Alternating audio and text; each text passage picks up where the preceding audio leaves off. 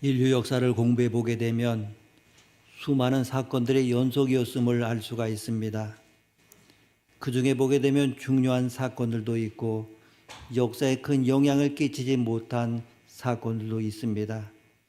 그런데 어떤 사건들은 역사의 방향을 근본적으로 바꾸는 대변혁을 가져왔습니다. 그것을 기독교에서는 카이로스의 사건이라 이렇게 말합니다. 이 카이로스의 사건은 하나님의 뜻을 이루기 위해서 하나님이 간섭하시고 역사의 방향을 바꾼 사건을 말합니다. 카이로스라고 하는 말은 때, 시간이라고 하는 뜻인데 위기라는 말로 번역될 수도 있습니다. 그 사건이 단순히 위기일 뿐만 아니라 너무나 중요한 사건일 때는 크리티컬이라고 하는 말을 사용합니다. 크리티컬한 사건은 아주 중요한 사건을 의미합니다.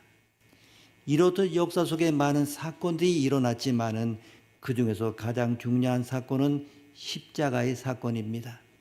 이보다 더 중요한 사건은 없습니다. 이것은 역사를 BC와 AD로 나눈 정말 사건의 절정입니다. 예수께서 우리 죄를 대신하여 십자가의 죽으심으로 구속의 역사를 완성하시고 장사된 지 사흘 만에 부활하신 사건, 사람들이 그리스도의 부활의 능력 안에서 새로운 삶을 시작한 때에 이것을 세속의 역사는 중요한 사건으로 다루지 않을지도 모릅니다. 그러나 하나님의 눈으로 볼 때에는 이 세상에 일어난 모든 사건 가운데 십자가의 사건보다 더 중요한 사건은 없습니다. 여러분, 우리가 보통 유대인 이스라엘 사람이라고 말할 때에 어떤 인상을 받습니까? 전 세계적으로 퍼져나가 지금도 심심치 않게 만날 수 있는 사람이 유대인입니다. 수많은 민족 가운데 가장 끈질긴 민족을 하나 뽑으라고 하면 유대인을 듭니다. 가장 우수한 두뇌 집단이요, 가장 막강한 경제를 가진 집단이 유대인의 집단입니다. 유대인 가운데 얼마나 많은 노벨상 수상자가 나왔습니까?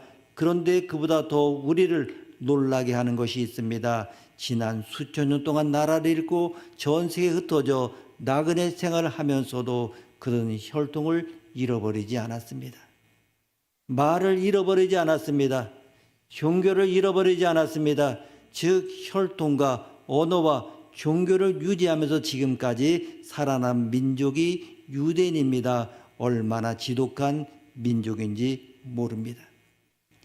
이 유대 민족이 4300년 전에 지금의 이집트로 내려가 살다가 그 나라의 노예가 되어버렸습니다. 430년 가까이 노예 생활하면서 나중에는 악명 높은 이집트의 통치자 바로의 폭정에 시달렸습니다. 그가 얼마나 지독한 통치자였는지 아예 유대 나라 사람들을 멸족하기 위해서 사내 아이만 낳으면은 전부 다 나일강에 던져서 악어밥이 되게 했습니다.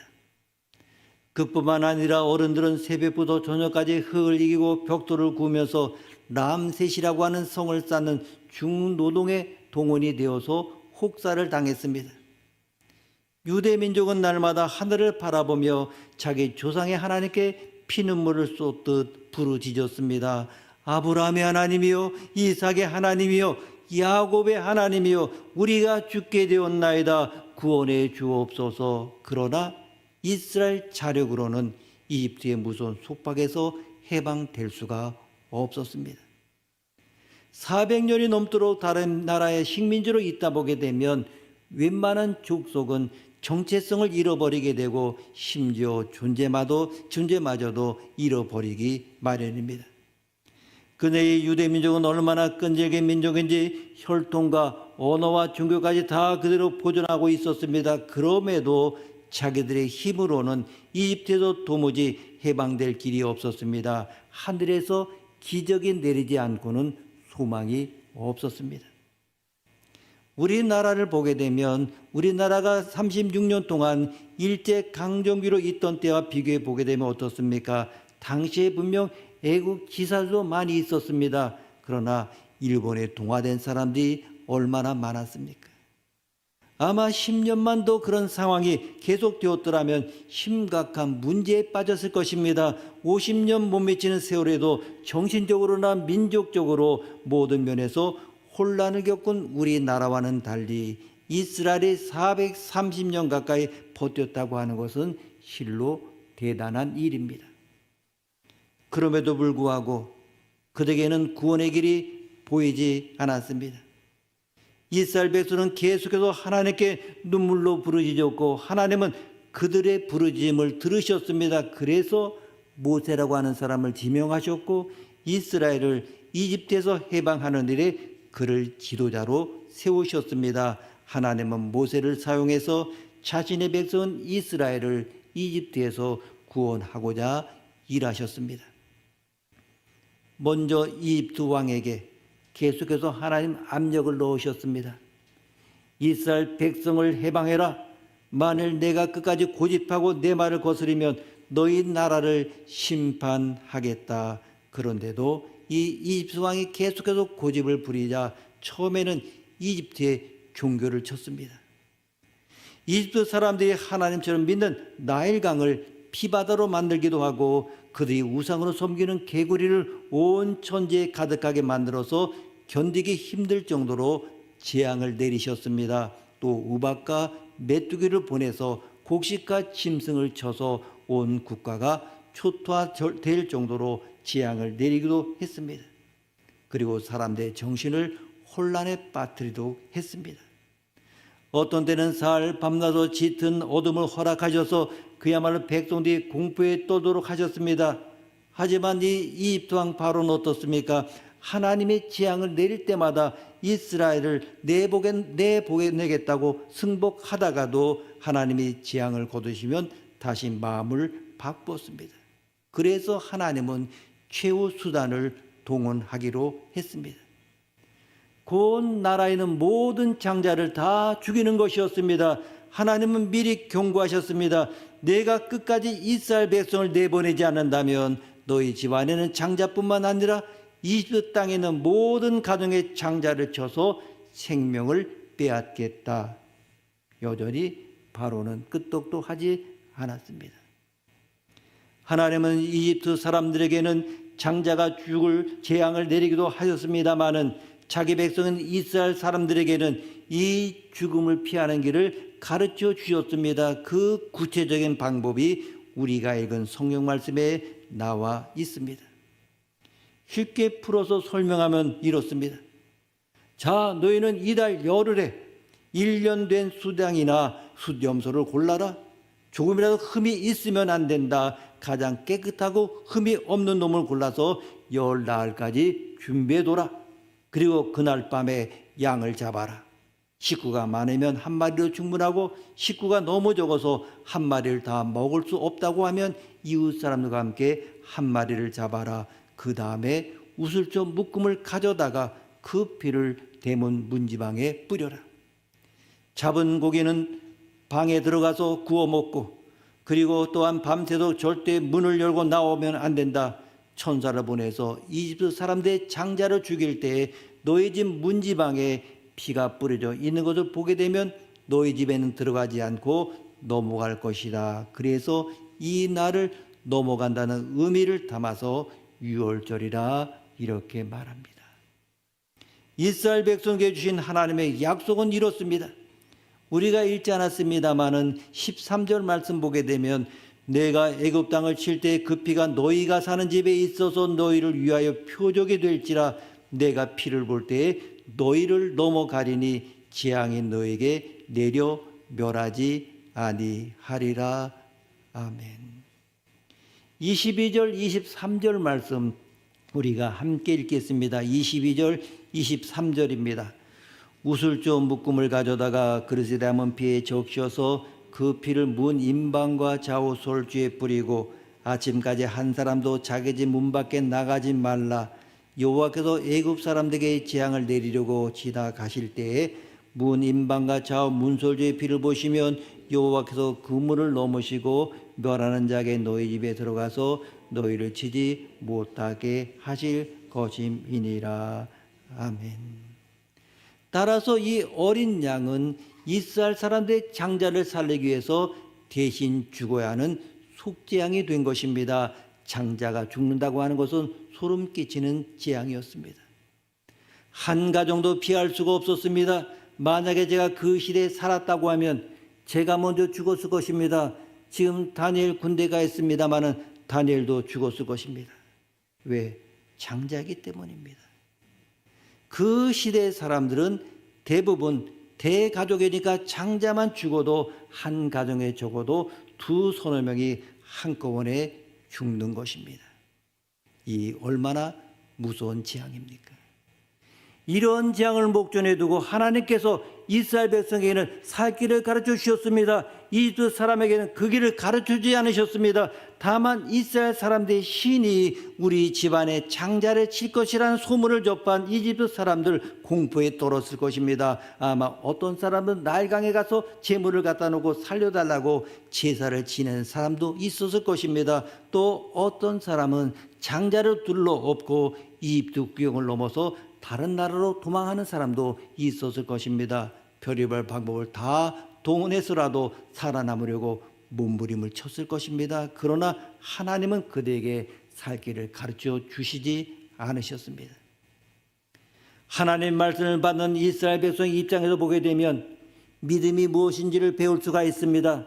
하나님은 이스라엘 백성들에게 양을 잡아라, 피를 발라라, 저녁에 집안에서 구워 먹어라, 문을 열고 나오지 말라, 그러면 천사가 너희 집은 피를 보고 넘어가리라, 그러면 너희가 산다, 이렇게 약속하셨습니다. 여러분, 믿음이 무엇입니까? 하나님의 이 말씀을 신뢰하는 것입니다. 하나님의 말씀을 진리로 받아들이는 것이 믿음입니다. 여러분, 믿음이 무엇입니까? 하나님이 시키는 대로 순종하는 것입니다. 양을 잡으라고 했으니 양을 잡는 것입니다. 피를 바르라고 했으니 피를 바르는 것입니다.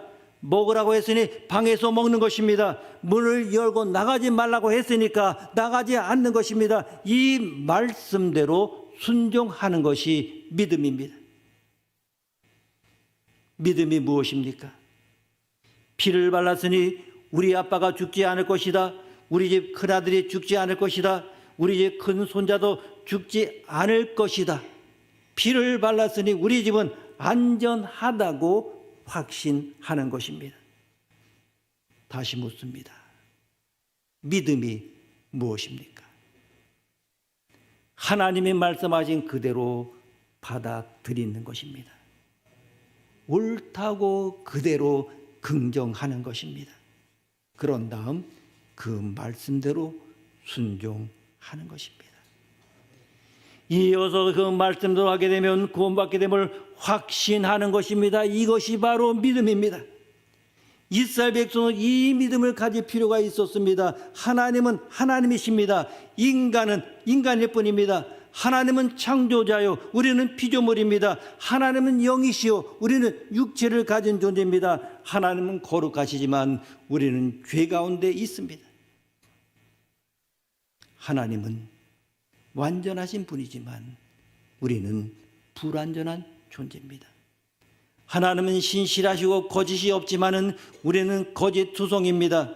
하나님은 영존하신 분으로 시작도 끝도 없는 무한한 존재이지만 우리는 태어나 죽는 유한한 존재입니다. 하나님은 전지전능하시지만 우리는 그렇지 못합니다. 우리는 한계 속에서 사는 존재입니다. 감히 하나님과 비교가 되지 않습니다. 따라서 하나님과 우리의 관계를 이으려고 한다면 무조건 믿는 것밖에 다른 도리가 없습니다. 여러분, 하나님과 다투시겠습니까? 하나님을 설득하겠습니까? 아니면 하나님과 토론이라도 벌이시겠습니까? 서로 비슷해야 토론할 수 있고 옳고 그름을 따질 수도 있습니다. 그런데 하나님과 우리 사이는 도무지 메울 수 없는 간격이 있습니다. 이 두 관계를 이을 방법이 무엇입니까? 무슨 대안이 있습니까? 못난 우리가 하나님을 믿는 것 외에 다른 도리가 있습니까? 한 예로 이런 가정이 있다고 생각해 봅니다. 남편이 아내에게 말했습니다. 여보, 오늘 14일이 맞지? 모세가 양을 잡으라고 한 날인데, 그리고 피를 바르라고 했어. 그러니 어서 양을 잡읍시다. 그러자 아내가 대답합니다. 아이고, 당신도 참으로 어리석네요. 그게 말이나 되는 소리예요. 한번 생각해 보세요. 문에 양의 피를 바랐다고 해서 죽을 사람이 안 죽을 수 있겠어요? 모세 말에 다 틀린 것은 아니지만은 가끔 좀 이상할 때가 있어요. 당신도 가려서 들으세요. 남편은 겸언쩍은 듯이 주저하다가 다시 묻습니다. 그런가? 그러면 어떻게 하면 좋겠어? 그러자 아내는 다시 한번 쐐기를 박습니다. 어떻게 하긴 어떻게 해요? 그냥 문 닫고 집안에서 앉아있으면 되는 거죠. 자, 보통 남자와 여자가 싸우면 누가 이깁니까? 옛날에도 여자가 이긴 모양입니다. 결국 이 남편은 아내의 말에 따릅니다.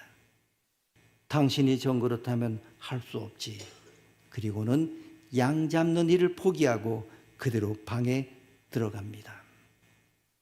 밤이 무르익자 그는 문을 슬그머니 열고 나가서 무슨 일이 일어났나 주위를 둘러보고 난 다음에 다시 들어옵니다. 그래서 여전히 마음이 불안해서 큰아들에게 가서 신신당부합니다. 너 오늘 저녁에 좀 조심하거라. 너무 깊이 잠들면 안 되니까 웬만하면 눈 똑바로 뜨고 정신 차리고 있어라. 그리고는 또 문 밖으로 나가서 무슨 일이 있나 없나 동태를 살핍니다. 한번 생각해 보십시오. 이 사람이 정상입니까? 잘했다고 볼 수 있습니까? 결국은 죽음의 길을 택했을 뿐입니다. 천사가 내려와서 피를 보고 넘어간다고 했는데 그 피를 바르지 않았으니 분명 그 집에는 장자가 죽는 재앙이 들어올 수밖에 없습니다. 만약 우리가 그런 식으로 하나님의 말씀을 불신한다고 하면 스스로 죽음을 자초하는 결과를 가져오게 되는 것입니다. 이제 여러분에게 질문하겠습니다.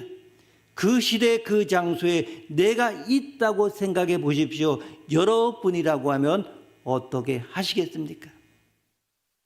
그때 그 환경에 여러분이 계셨다면 어떻게 했겠습니까?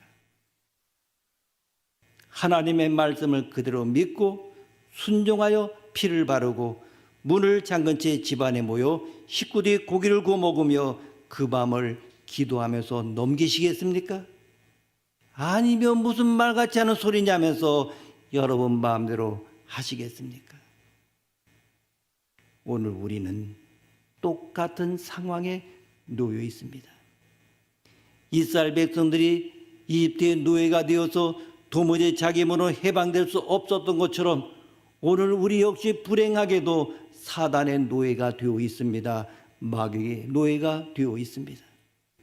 여러분이 인정하든 인정하지 않든 이것은 사실입니다. 모든 인간은 보이지 않는 악령의 역사에 지배되고 있습니다. 그러니 이 세상에 얼마나 요지경이 되어 돌아가고 있습니까? 우리가 부인할 수 없는 사실은 사람이 잘 살면 잘 살수록 자칭 하나님이 될 만큼 똑똑해질수록 점점 더 악해지고 있다고 하는 것입니다. 선한 것이 승리할 것 같고 악이 점점 줄어들 것 같다가도 결국 세상은 점점 무서운 죄악의 소굴이 되어갑니다. 그 이유가 무엇입니까? 이 세상이 사단의 지배 아래 있기 때문입니다. 모든 사람이 마귀의 손아귀에 잡혀있기 때문입니다. 우리 힘으로는 도무지 이 쇠사슬을 끊고서 도망갈 수 없습니다. 마귀는 끊임없이 우리의 탐욕을 자극합니다. 돈을 버는 사람은 돈을 버는 대로 정욕을 자극하기 때문에 돈 하면서 심연 깊숙이 빠져들어갑니다.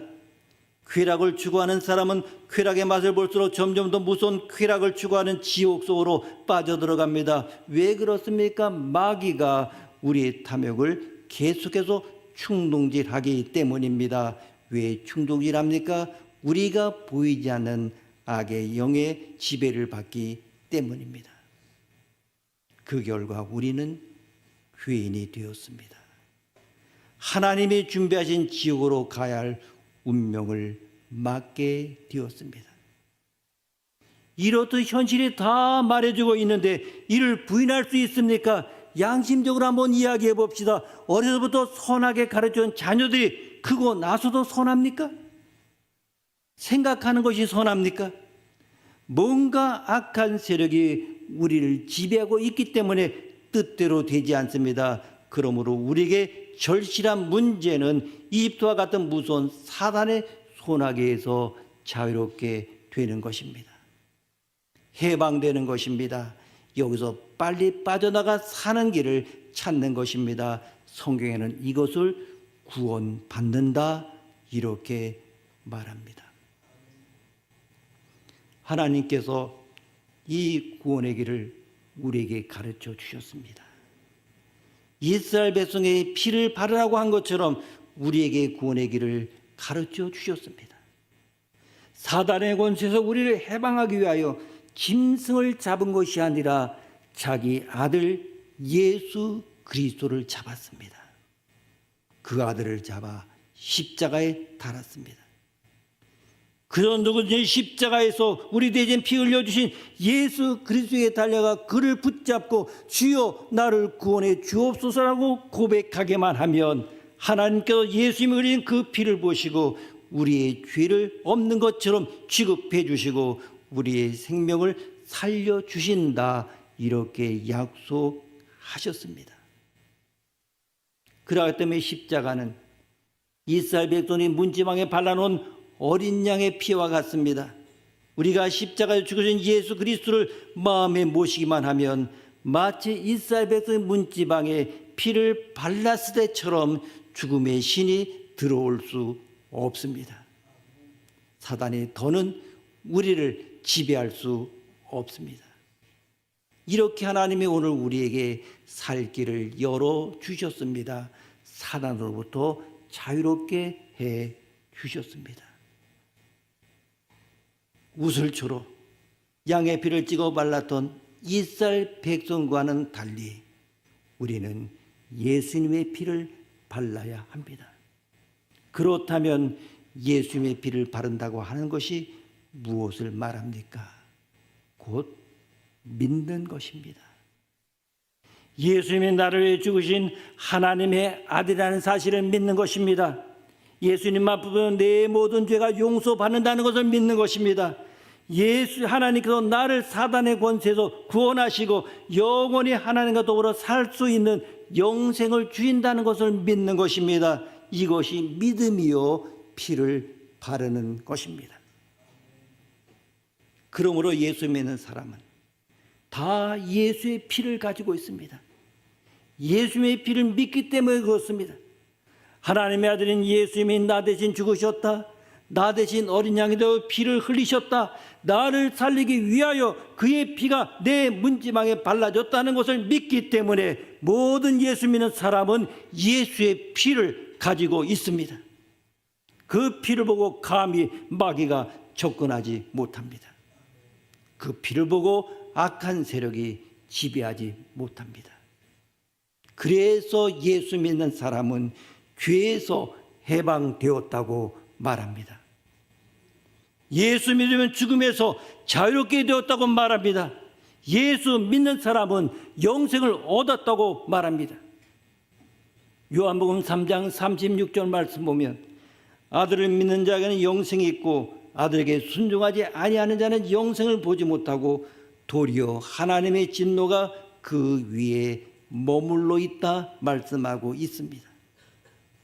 우리를 위해 대신 십자가에서 피 흘리시고 그 피를 우리의 마음의 문지방에 발라주신 예수 그리스도를 하나님의 아들로 믿는 사람은 영원히 사는 영생을 얻게 되고 하나님의 아들에게 순종하지 않는 사람은 하나님의 심판이 그 머리 위에 머물러 있다고 말씀합니다. 한편 이집트 사람들의 처지를 생각해 보십시오. 하나님 미리 경고하시기를 정해진 밤에는 모든 장자를 죽이겠다고 하셨습니다. 아마도 이집트 사람들은 재앙을 피할 방법을 몰라서 우왕좌왕했을 것입니다. 바로 왕도 설마하며 버텼을 것입니다. 지금 그들에 머물러 있는 것이 무엇입니까? 하나님의 심판이, 하나님의 진노가 보이지는 하나님의 죽음의 칼이 그들을 위해 임하여 있습니다. 마찬가지로 오늘 이 세상에 사는 많은 사람들 위해 믿는 것이 죽는 것보다 더 어렵다고 생각하는 사람들 위해 하나님의 진노가 머물러 있음을 알아야 합니다.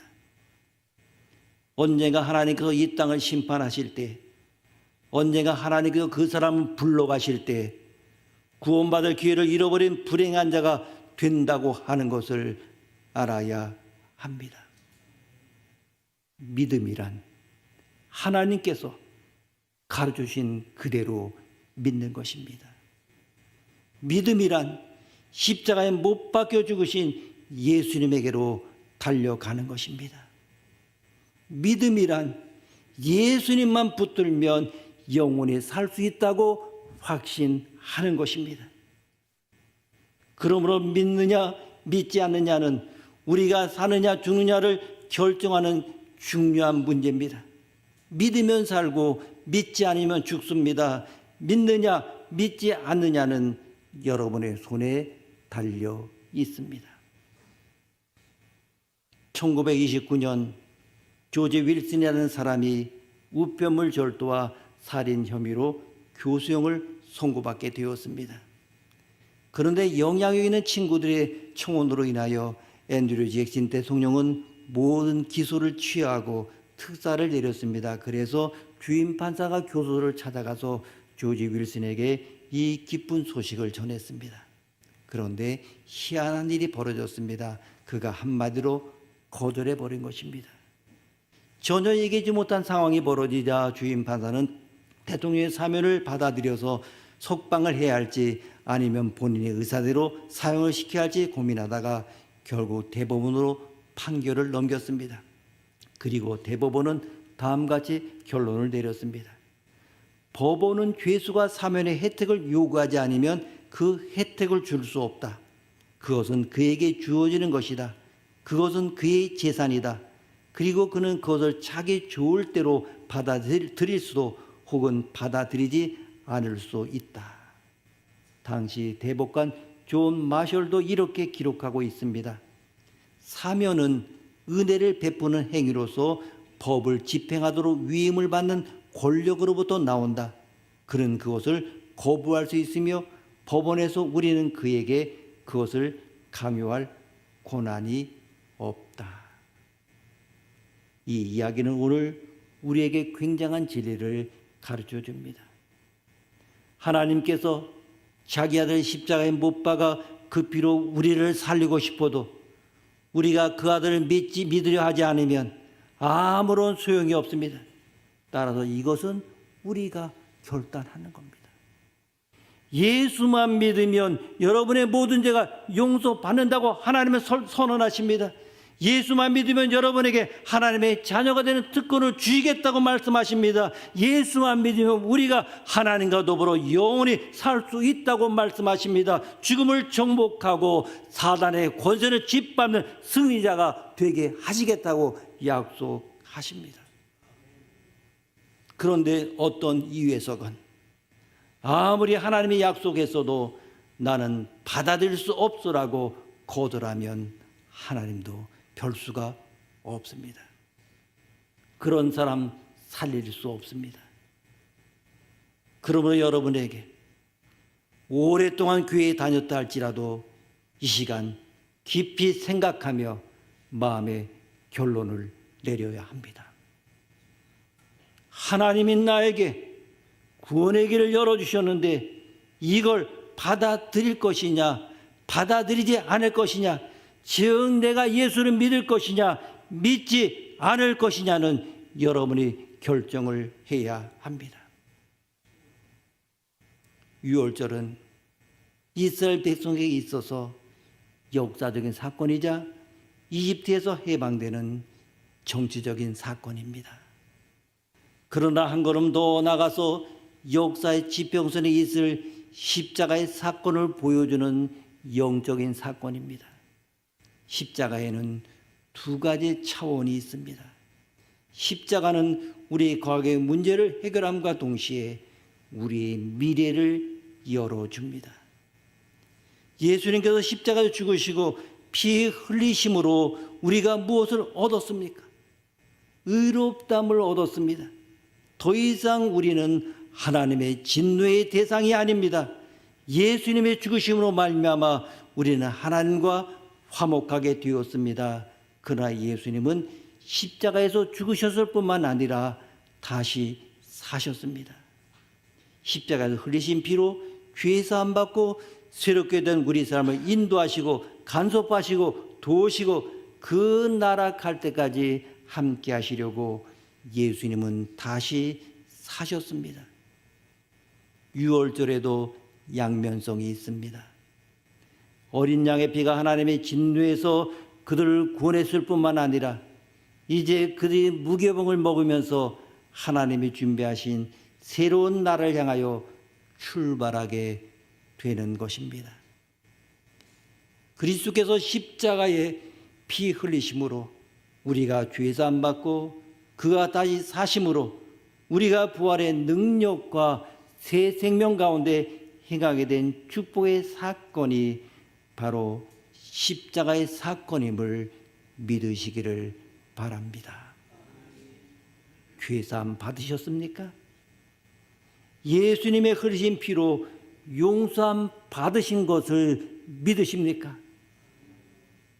감사하는 것으로 끝내지 말고 이제 다시 사신 주님과 함께 새로운 나라를 향하여 출발하셔야 합니다. 사도행전 16장 30절 말씀 보게 되면 내가 어떻게 하여야 구원을 받으리까 하고 묻는 사람이 있었습니다. 그때 이렇게 말씀하셨습니다. 주 예수를 믿으라. 그리하면 너와 내 집이 구원을 받으리라. 예수를 믿으면 너도 살고 내 가족도 산다는 말씀입니다. 너를 대신해 십자가에서 죽으시고 3일 만에 부활하셔서 모든 인류에게 길이요 진리요 생명 되신 예수를 믿어라. 그를 바라보라. 그를 의지하라. 그를 향하여 달려가라. 그러면 너는 구원을 얻는다. 너만 구원을 얻는 것이 아니라 내 가족도 구원 얻는다. 하나님 선언하셨습니다. 오늘 이 놀라운 하나님의 약속을 꼭 받아들이시기를 바랍니다. 주님 다시 오실 때까지 승리하는 삶을 살며 주님 앞에서 주님 때문에 제가 이렇게 새로운 삶을 살 수 있었습니다라고 고백하는 그날까지 유월절의 감격, 십자가의 감격과 흔적을 가지고 사는 여러분들이 되시기를 축복합니다. 기도하시겠습니다. 하나님 아버지, 예수만 믿으면 하나님의 자녀가 되는 특권을 주시겠다고 말씀하시고 예수만 믿으면 우리가 하나님과 더불어 영원히 살 수 있다고 말씀하셨습니다. 죽음을 정복하고 사단의 권세를 짓밟는 승리자가 되게 해 주시겠다고 말씀하셨습니다. 하나님 말씀하신 그대로 받아들이게 하시고 그 말씀대로 순종하게 하옵소서. 예수님의 이름으로 기도드립니다. 아멘.